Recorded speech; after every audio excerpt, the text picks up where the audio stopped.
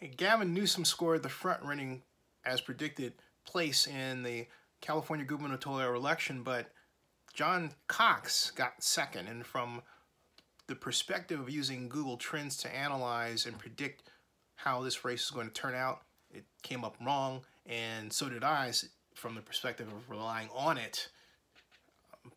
But lesson learned, and the particular lesson here was that there were two factors which applied here. First of all, turnout. While the California Secretary of State didn't, at least as of the making of this vlog, give a tally as to the average turnout for the vote, just looking at it on a county-by-county basis, the average came up for me to be in the teens. Nationwide, according to estimate, actually not nationwide, but in Alabama, to give another example, the turnout was 23.8% of the vote. In other words, less than 1/4 of the total number of registered voters actually turned out to vote. So in California, it looked like it, at least, in California, according to the Secretary of State's office and the county-by-county tallies for turnout, while there were some counties that had as much as 48% turnout, many were far lower. So I would have to say that the average was about 19%, which means 1 out of every 5 voted. And when you get that percentage,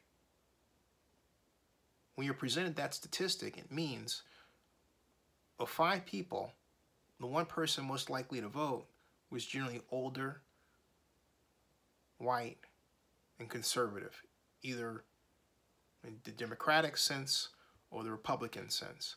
And they were concerned, if they are that, with, among other things, the immigration issue. And so that caused Cox to rise to the top. I want to congratulate the University of California's Institute of Governmental Studies polling, legendary I might add, polling organization for getting it right, because they said that Cox was in second. That's what they said. Cox was in second. That poll came out May 31st. So we have to score one for Berkeley. Go Bears. And a testament to the late Bruce Kane, I might add, who ran that department quite expertly and who I was happy to interview, it seemed, countless number of times back in the 90s. But I digress. The other factor here is that this is an off-year election, which produces the low voter turnout. When I quoted the statistic that Google Trends, quote, got it right, unquote, with respect to elections, and I said they were presidential elections. Well, that sealed my fate. They were presidential years. When I mentioned that California,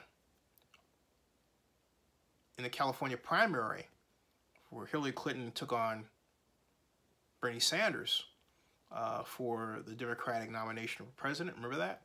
Well, what was that? That was a presidential year. But in an off year, it's a different story. Now, the other question is, was that going to play with other elections, and where is it going to be off? It seemed like it was, Google Trends was really applicable in the case of California Assembly District 15 race. But I have to check on the latest information from that.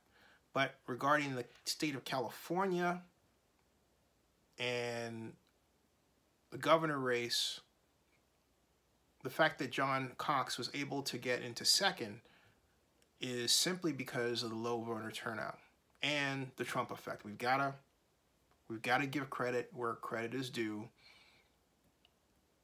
President Trump gave a boost that helped John Cox in the end get to where he was, as well as a kind of weird assistance from Gavin Newsom himself. Quite interesting.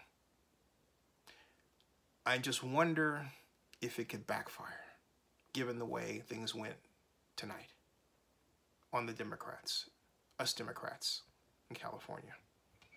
Subscribe to Zenny62. See ya.